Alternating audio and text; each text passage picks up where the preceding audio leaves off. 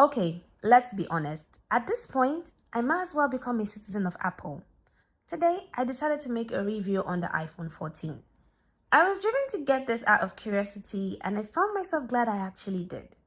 For one thing, the iPhone 14 is much smaller in build than its elder brothers. And I love this because it was way more easier for me to handle and it was much thinner and lighter on the hands. Now, Apple did make a controversial move and did not include a SIM tray in their line of startup. And I know we all had the same question, where do I put my SIM?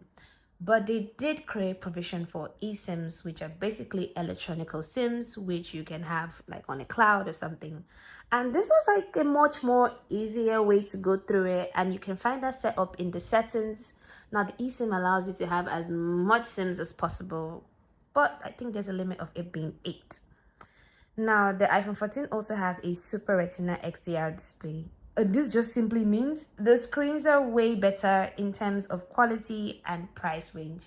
Arguably one of the best I have seen.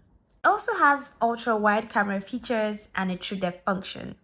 Now, my iPhone 14 was actually equipped with a bionic chip and I got a slight bump in terms of graphics. And by default, I also ran on an iOS 16. But for those who want to update on the recent iOS, you can go ahead and do that. You can also customize your lock screen and widgets in a very lovely way. Now, I once had an iPhone 12 Pro Max, and this was my favorite feature in all of that. In terms of battery life, the iPhone 14 actually does stand out as it can go longer hours without a charge. Implemented with its fast charging, it is literally the best of both sides.